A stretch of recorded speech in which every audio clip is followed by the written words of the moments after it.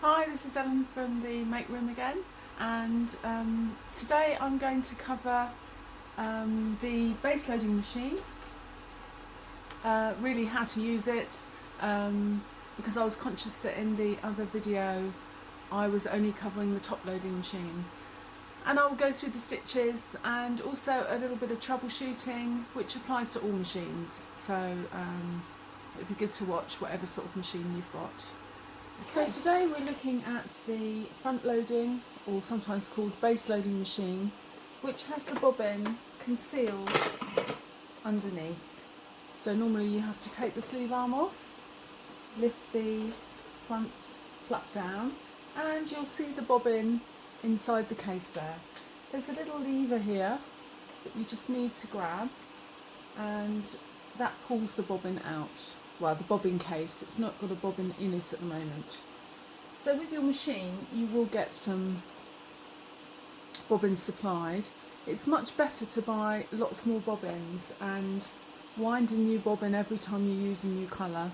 There's no point in putting more than one colour on a bobbin because A, you cannot access the colour underneath once you put a colour on top, but also sometimes when you're sewing it can actually pick up the thread underneath when you don't realise it's done it. So first of all I'll show you how to wind the bobbin. So at the top of your machine you'll probably have two places for cottons, and this is in case you want to use a twin needle, which I will come to a little bit later.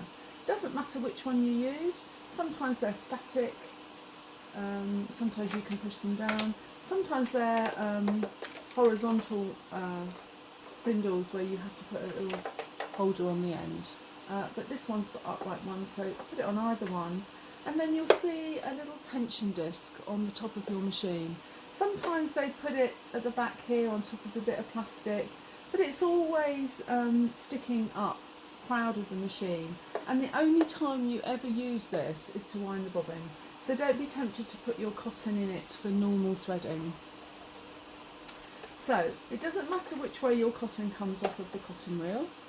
You're going to put it through the tension wheel, and it's just two little discs like that, and you're threading it in between, and what it is, it's giving the cotton some tension. So just put it in between there. There's normally a little arrow or something to show you where it goes at the top of the machine.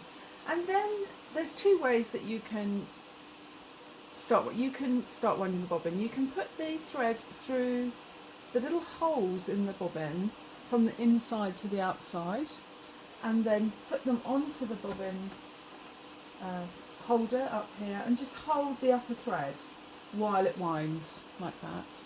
Or you can just wind it round clockwise quite a few times to catch it on. It doesn't really matter which you use, whichever you feel. I've just wound it on a few times now.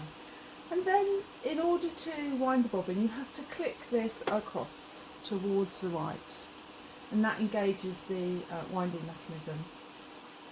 Now if I press the foot now, the needle is still going to go up and down, as you can see, and it's not good to do that lots with when your machine hasn't got any fabric in it. So in order to disengage the needle, they're on a lower end machine, which most of the front loading ones are, you will need to either pull out the flywheel like that, or some of them unscrew. They've got an inner screw that you unscrew. And now I've done that, you will notice that the needle no longer goes up and down, and this is winding. Now if you've got a large cotton reel like I have, sometimes I just put my finger on top to stop it from jumping up and down, because you want it to wind nice and evenly on the bobbin. You don't want lots of cotton at the bottom and nothing at the top. So click it back, take it off, and on your machine you probably have a cutter here that you can just cut the thread. So now you need to re-engage the needle, because look, if I press the foot again, it's not going to go, the needle's not going to go up and down, but if I click that back in, it engages it again, so that's fine. So now my bobbin is fully wound. I'm going to put it in the bobbin case. So if you hold the bobbin case, when you took it out, there's the lever there. it would be sort of with the little arm at the top. So if you just put the bobbin in with the little arm at the top, might help you. So this time, when we put the bobbin in a top loading machine, we put the cotton coming off anti-clockwise, but in a base loading or front loading machine, we put it in clockwise. And that's very important, because if you put it in the wrong way round, it subtly changes the tension, and you'll think it's your machine, but actually it's just the bobbins in the wrong way around. So always remember the cotton's coming off clockwise, and then just bring that cotton round until you get to that little split in the bobbin case, and put it in the little split. Then hold the bobbin and pull that across till it clicks in the little spring. All it is a little spring across there that's going to give, again, the bobbin some tension. So as I pull it now, I can feel it's got tension. It's not just running free. If it's running free, something's not right. Now there is a little screw here, and that's for tightening the tension on your bobbin, but I wouldn't advise you do that unless everything else has failed that I'm going to tell you. It's much better to look at everything else. It's very rarely the lower thread tension that you need to adjust. And on top loading machines, you cannot any longer adjust the lower thread tension. It's prefixed. I think for that reason, that once people started tightening and loosening this and tightening and loosening their upper thread tension, it was a bit like the lottery, balancing it all back out again.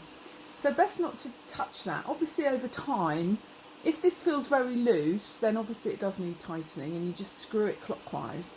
But if you can feel a bit of tension, that's probably okay. When you get your machine, it will be probably set at the correct amount. And over time it can get loose, you might need to tighten it a little bit, but it certainly wouldn't be very much. Now to put the bobbin back in, make sure you hold the bobbin so it doesn't fall out while you bring that lever at the front out. Once you've got that lever out, the bobbin will no longer fall out. Okay, and there's a little sticky up arm that I'm going to keep up at 12 o'clock, because that goes in a little hole on the machine that's at the top of the bobbin case. So I'm just going to slide it on, and once it's in that little hole, I'm just going to let go, and that's all I do. Now I need to thread the upper thread in order to collect the bobbin. So this time I'm not going to use this, that's just for winding the bobbin. There'll be some sort of hook first for the cotton to go through, and it's often there's little arrows to help you.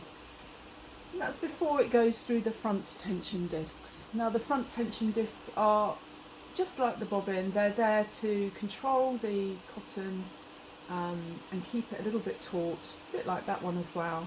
And you put it through there. An average setting when you get your machine is between 3 and 4. And again, as your machine gets older, sometimes you might need to tighten it a little. And there are times when you might need to change your upper thread for very fine fabrics or very thick fabrics, but it's quite rare. I mean, I found in most cases you best to just leave it alone and it will stitch absolutely fine on sort of 90% of what you'll be doing. You go down there, and then at the bottom you go under, and then you need to see your hook here. Now always turn the flywheel towards you when you're doing anything to the machine. So if you turn it towards you, can you see I've revealed the hook, and I'm going to physically put it behind the hook so it's clearly in there. I don't want the cotton to drop down, so I don't sort of just do that, because it could drop down into the machine and not actually be in the hook. Some machines have a little hole that you actually have to thread it through there, but it's not doesn't hook in. But a lot of machines nowadays you just hook it in. And now it's going to come down the front. There'll be another little hook there to hold the cotton against the shank that's coming down here, and then there'll be somewhere to again hold it closer to the needle. Now most machines will have a hook either side, because if you are going to use a twin needle you need 2 cotton reels, 2 threads, and they get separated out here. Now mine are little roundy ones, sometimes they're little square hooks and less obvious, but if you make sure that you use one of them, because that's going to hold the cotton directly next to the needle as it's going down, like that. And then I'm going to thread my needle. Now some machines will have needle threaders, The lower end machines like this one doesn't, so I'm going to do it manually. And I found that the easiest way to do that is to put the pressure foot down, have the hook in its highest position so the needle's quite high, and just put your finger behind, cut the end of the thread so it's a nice nice clean end, and then put your finger behind the needle, and then you can clearly see the hole, and thread it front to back like that, and then lift the foot back up again and just put it through the foot. Now, to collect the lower thread, in other words to bring it up to the top of the machine, all you need to do is hold this thread slightly taut, and with your hand on the flywheel you turn it towards you, and what's going to happen, that hook is going to go all the way down and all the way back up again, which is one stitch. So I'm going to go down, keep turning it with your hand, and you will see a cotton come across the front of the bobbin case here, and as the hook comes back up again to its highest position, that's done a stitch, and all I have to do now is pull that upper thread, and hopefully you can see that there's a loop there that is the bobbin, and I just pull that loop and that brings the bobbin thread through for me. Now I'm going to use a brighter colour so that you can see what the stitching's doing. So I'm going to take that bobbin out and I'm going to put in a nice bright pink. On this machine we have the upper colours are all the woven fabrics. This purple colours below are full stretch fabrics. First of all I'll explain the dials so that you understand how to access the different stitches. So you have three dials. One is your stitch length, one is your stitch selector, and one is your stitch width. You only need a width for either zigzag or decorative stitches. So if you're on your stitch length, you have 0 to 4, okay, and a mid-range setting is between 2 and 3, and that's what you will use for most sewing.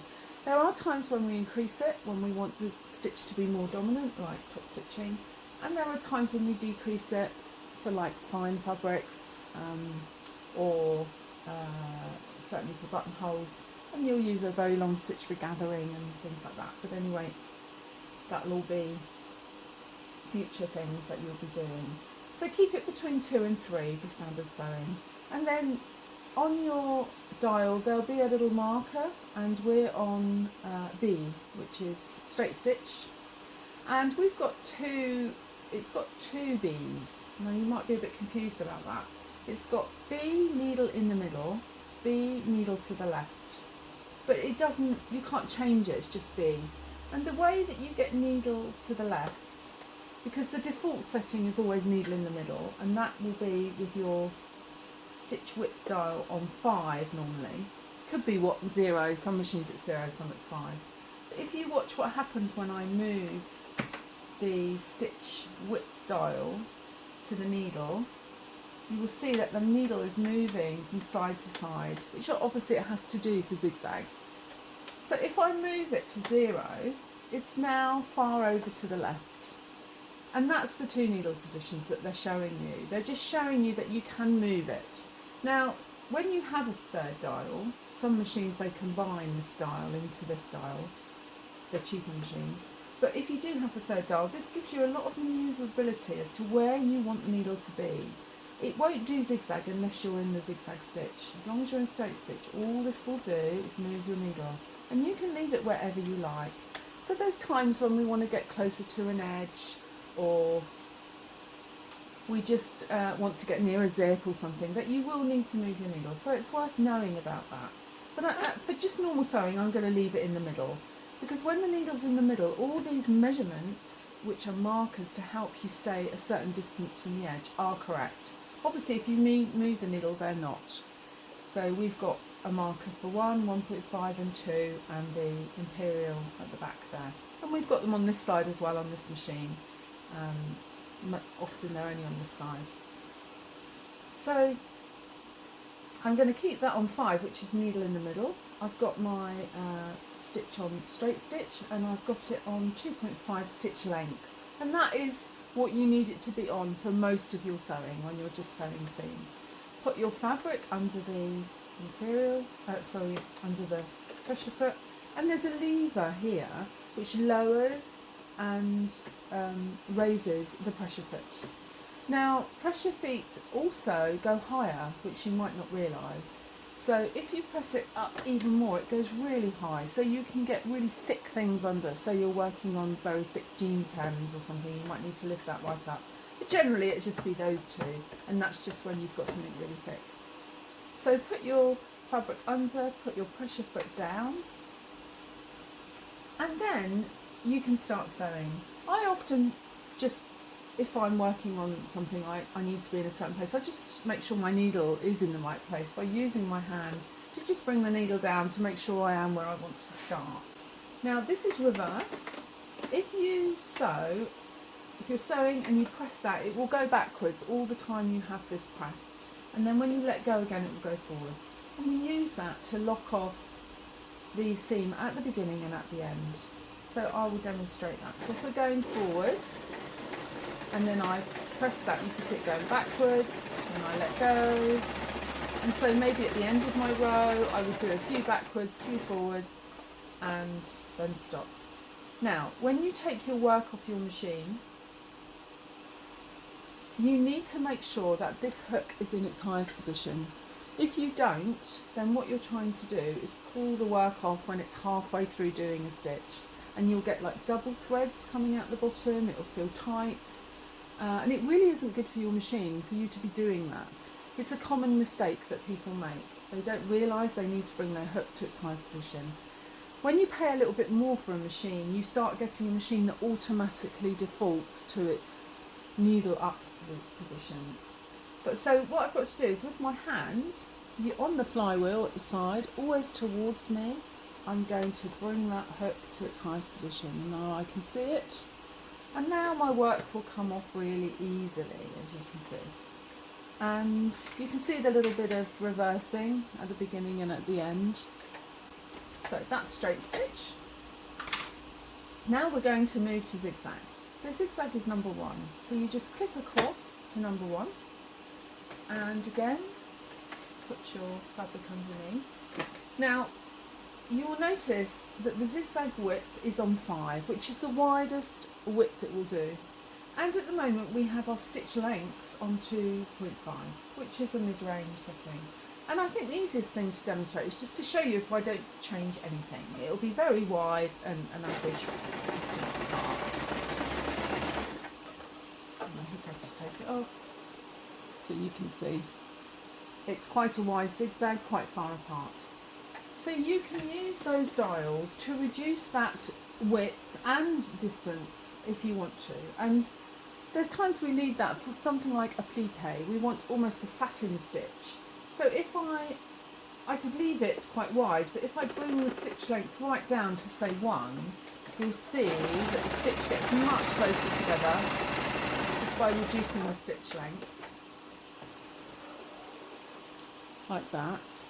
But equally I can reduce the width of it if I want. So if I reduce this down to say, I don't know, 2.5 say, and I keep that quite small, it should be quite a small, close together zigzag. Can you see? So, but just by changing these two dials, you can get a lot of variance on the zigzag. If you're neatening edges, which is basically what you're going to be using the zigzag for in dressmaking, what you want to do is get something that's probably not quite as wide as the widest, and your stitch length a little bit closer together, maybe just over 2. And what you'll be doing is trying to go along an edge. So when you do that, just put the pressure foot near the edge, and then with your hand see where the zigzag's going. Because when it goes to the right, you want it to just clip the edge. So what I'm doing, because it's not there, it's actually in the fabric, I'm going to lift my pressure foot and just move it until that needle is just clipping the edge of the fabric. And then I'm going to go down the side there, just clipping the edge, and that will neaten it. Now you can reverse in zigzag as well. Again, make sure your hook's up before you take your work off. And that's how we would neaten an edge if you don't have an overlocker, which is a neatening machine when we're dressmaking. But Zigzag works just as well. Okay, so that's Zigzag. All the rest are just decorative stitches which don't serve any purpose at all. So you only ever really need a machine that does straight stitch, zigzag and a buttonhole and a stretch stitch. But you can have a look at your book and it will give you settings to put these two on to do these stitches. But I'm just going to move on to the stretch now. So to access, obviously we've been doing the B123, which is on the inner rim of that maroon band. But to access the stretch stitches, all I have to do is turn my dial, this is 0 to 4 here, right round to the bit that says SS, which is here, which stands for stretch stitch. And it's the little marker is what you're aiming to put on that. Now you can see plus and minus. That's because you can make the stitch a little bit longer and a little bit smaller. You certainly don't have the range that you have in a woven stitch, and that's because we don't really need it in a stretch stitch. You tend to have very similar stitch lengths in stretch because there's less detail involved. You can keep it on the slightly longer one, to be honest. Now a stretch stitch, what it does, it just goes backwards and forwards to give it give. So I'm going to go across the bias of this fabric, which is stretchy, to show you that it does stretch. So I only needed to, I'm just going to move it back to B, so I'm on stretch stitch, otherwise I'll be on zigzag still. So it's on B. Just another point, if you're moving any of your stitch selectors, always make sure your hook is up, because if the needle's in the machine, the needle will move and might damage it. So I'm just going to show you the stretch stitch now. I'm on SS, I'm on B, which is now this one, and I've just got that on my default needle in the middle setting, which is 5 on now. So you should find it goes backwards and forwards.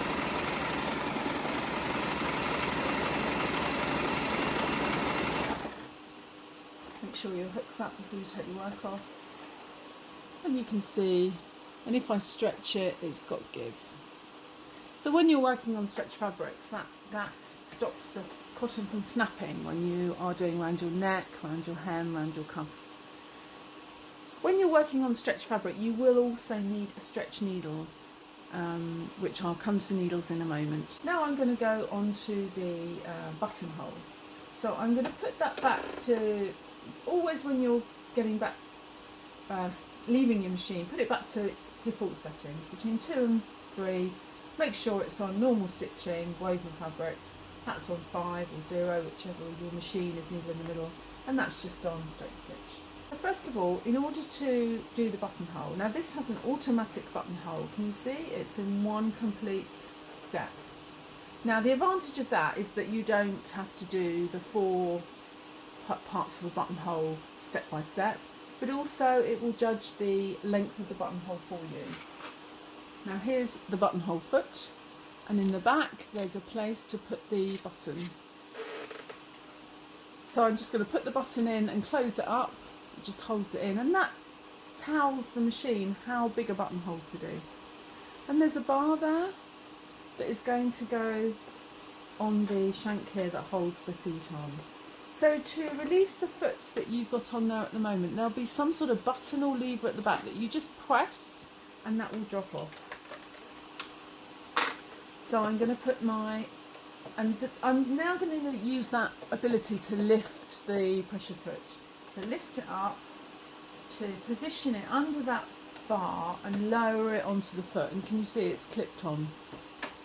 And then there will be a lever that you pull down from the machine up here, and it's got a little buttonhole on it. Mine has like a little icon there, and you put it right down behind that first little gap. There's a gap between there, and the lever comes down to there. And the reason that gap's there is that as the buttonhole works and goes like that, it hits that back part of the plastic, and that tells it to stop and go back towards the front, so it's judging the distance.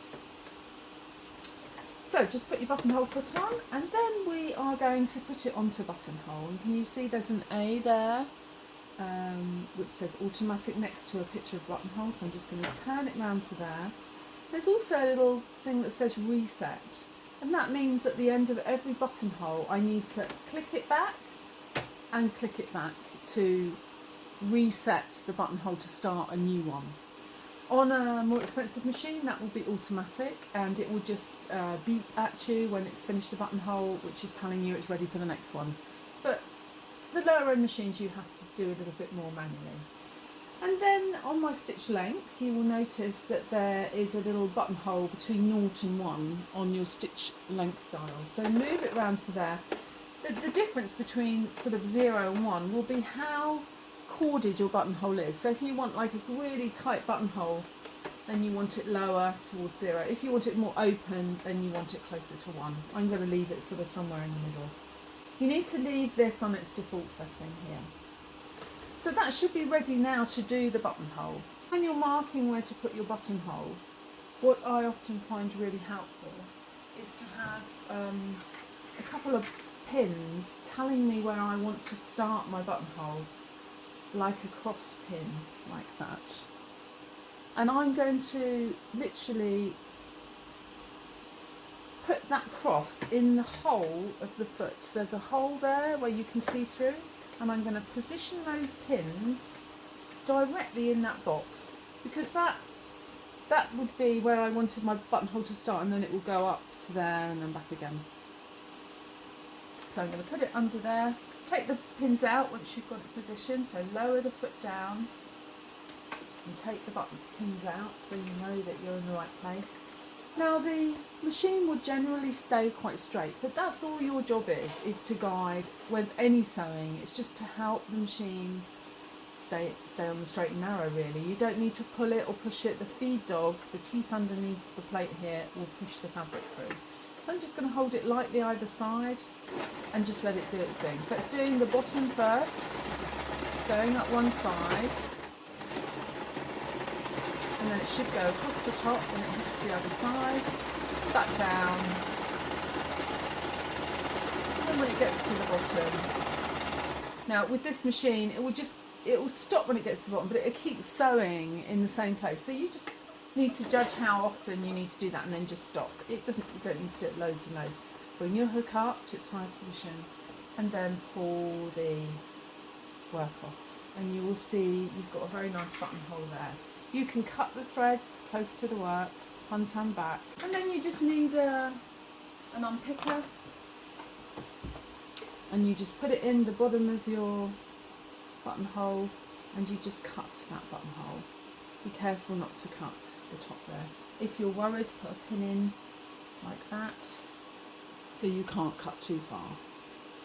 And you will find if you take your button out of your buttonhole foot, that's the perfect size for the button that you put in the buttonhole foot. I'm just going to talk to you a little bit about some common problems that you might have with your machine and changing the needle. So to change the needle you need to unscrew this screw, or sometimes there's a screwdriver you need to put in. I'm going to hold this needle, unscrew it and pull it down. You will find that the needle has a round front and a flat back, and the flat back goes towards the back of when you put it in. Now, one of the things that's, probably one of the most common things when your machine appears to be not working correctly is that you haven't replaced the needle. If the needle is slightly bent, slightly blunt, it will look as though your tension's wrong, and that means you might get looping or loose stitches, you might get skip stitches. It's very important to have the correct size needle for the work that you are going to be doing, because that is when you bend or blunt your needle really. So needles come in different sizes. This is a pack of multi-size needles going from a 10 in imperial, 70 in metric, to right up to a 16 or 100 in metric. You can go higher, you can get an 18. I've got some 18s here in a separate pack.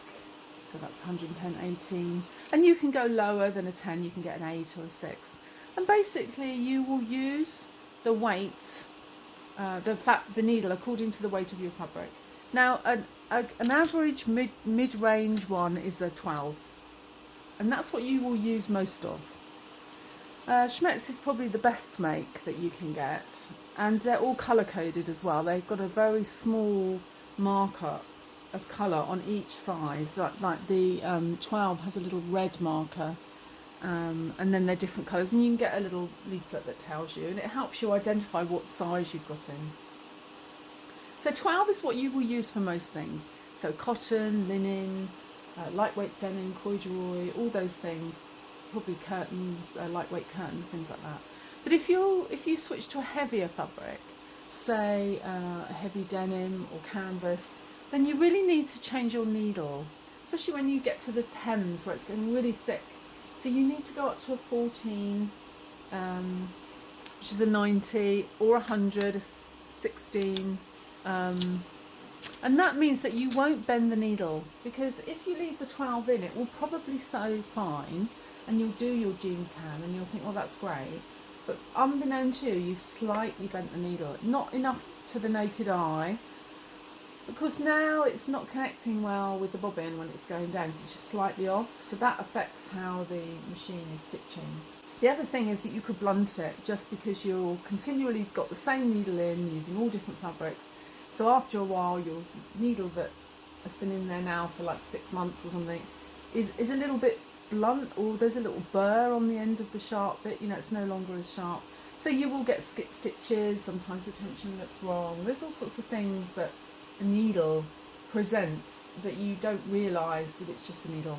So my first advice is, if you've got a problem, change the needle. Make sure you've got the right needle for the right weight, and put back the needle when you've finished using the heavier weight and put the average weight in. Stretch needles, I'll talk a bit about those.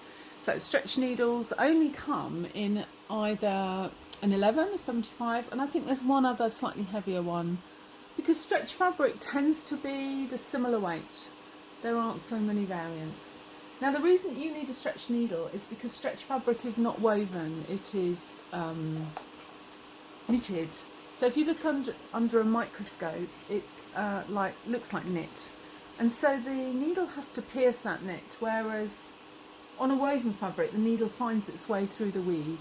So these are very sharp and they pierce right through the knit in one motion.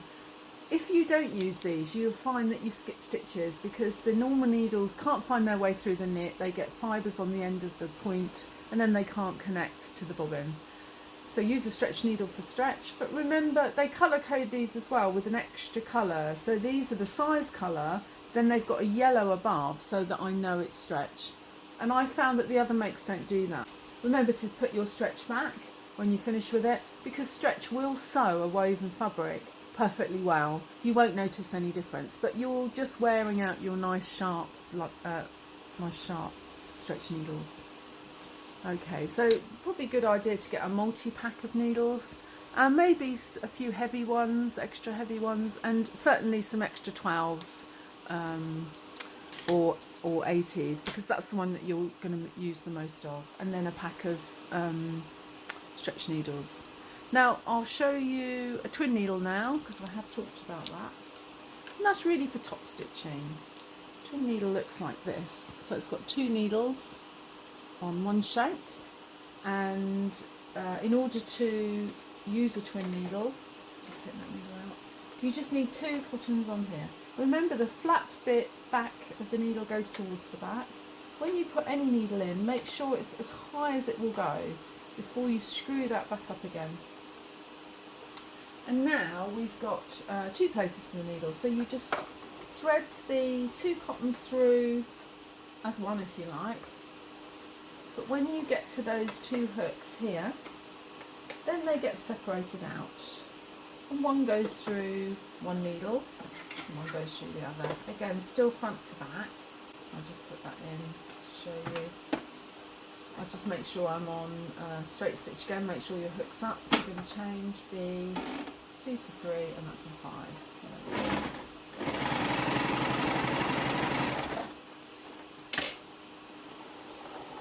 You see I've got 2 rows of stitching, even though one's in white. You can see that as 2 has been done at the same time. Obviously if I had pink in it would look more like the double row. That's how you use the twin needle. I'll just take that out, put it back in this folder. And I'm going to put back in my needle, the standard size 12. Make sure the flat back is towards the back. Find the hole, slide it up, screw it in, there we go, and take out the white one.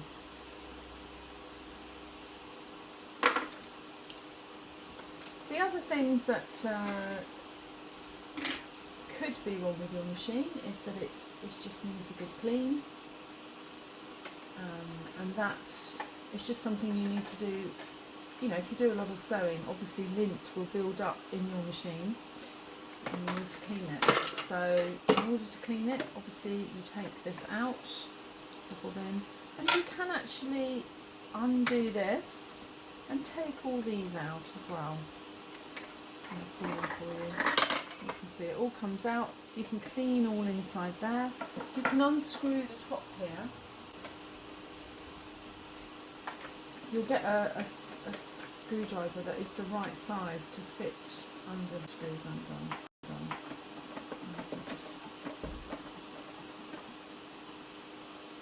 make sure you have a little pot actually if you're going to clean your machine, so you keep all the screws separate and don't lose them. So if I take that off, you can see my machine possibly does need a little clean. Now I usually use just a makeup brush or something just to get in there. Maybe use tweezers to get into the feed dog, just make sure it's all clean. And then I put everything back once it's clean. And you can even hoover it out, won't do any harm, but just get a makeup brush and give it a good clean. So lint builds up over time and can create a problem with your sewing. It can look like something's wrong with the tension. The other thing to be aware of is always have the same cotton on your bobbin and your upper thread. Don't mix old threads that you've maybe got from Granny or something. That the old threads used to be cotton, linen, rayon, silk, but nowadays we use 100% polyester, which really will sew any fabric. But if you had 100% polyester on the top and say cotton on the bobbin, it unbalances the tension and it will look like your machine's up the creek. So make sure you got the same. You can still use those cottons, but just make sure that you keep the same on the top and the bottom. If you've got a problem with your stitch, always rethread your machine first. It could be that the bobbin threads come out, it's not in correctly. Make sure it's the right way round, make sure it's you know, you can feel the tension. Basically the tension from the bobbin and the upper thread should feel very similar when you pull them. So that's about it, I think, for this particular machine. And the next one I shall talk about will be the really the slightly higher end machine, like the computerised machine, in the next video.